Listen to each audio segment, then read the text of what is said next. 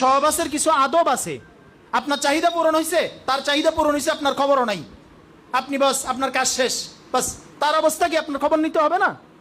আলাপ করতে হবে না? আলোচনা করতে হবে না? হ্যাঁ, এখন লজ্জা লাগে আমাদের। কি লজ্জা লাগে? ওই ব্যান গাড়ির পিছনে কন্ডোমের অ্যাডভার্টাইজ দেখছে, লজ্জা লাগে না? কথা বলেন। ওই নিজের বউরে আরেকজনের সামনে নাচাইতে লজ্জা লাগে না? নিজের মেয়েরে সুন্দরী প্রতিযোগিতায় দিয়ে দিতে কি লাগে না? লজ্জা লাগে না?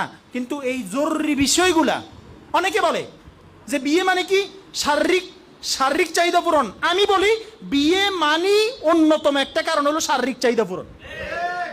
যদি কোনো মহিলা বিয়ে বসছে আর স্বামী 3 দিন 5 দিন তারে দড়িও দেখে নাই, এবার বিয়ের ফিরে নিতে গেলে আইবনি না? নিরে কইব কাপড় দেখাই কইব, এমনি কইব হাদিসে আছে এরকম একটা ঘটনা, কইব না যাইতাম না। কইব কি? কথা বলেন না, যাইতাম না। তাহলে তাহলে যদি বিয়ে মানে শারীরিক সম্পর্কই না হয়, তাহলে তুমি আসতে চাও না কেন? বিয়ের অন্যতম একটা কারণ হইল হালাল ভাবে স্বামী স্ত্রীকে ভোগ করবে, স্ত্রী স্বামীকে ভোগ করবে। রদ্দুল মুখতার একটা কিতাব আছে, সেখানে এই কথাটা আছে। কথা বুঝেন নাই? আল্লাহ বুঝার তৌফিক দেন। মনে থাকবে ইনশাআল্লাহ। তাহলে একে অপরের চাহিদার খেয়াল রাখবো তো। আরে হাদিসে তো এরকম আছে, মহিলাদের মেন্স চলতেছে, মাসিক চলতেছে, অসুস্থ, তখন নাভি থেকে হাঁটু পর্যন্ত কাপড় খুলবে না, বাকি জায়গা দিয়ে স্বামী স্ত্রী একে অপরের সাথে আনন্দ করবে। সুবহানাল্লাহ বলেন।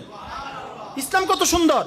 এই টাইমেও যেন স্বামীর মন খারাপ না হয়, স্বামী যেন কুচিন্তা না করে, বাজে চিন্তা না করে।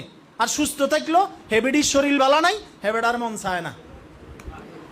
অনেক পুরুষ রাতের 12টা বাজে আছে, আমি পুরো দিন পরিশ্রম, এটিও তো আরেকটা পরিশ্রম। এইটার পরিশ্রম ঠিক রাখি না, আপনি বাইরে আরেক পরিশ্রম করবেন। কথা বুঝেন না? কেমন কেমন হয়ে যাইতেছে বাস্তবতা এইটাই। আল্লাহ বুঝার তৌফিক দেন। সবাই বলেন আমিন। সম্মানিত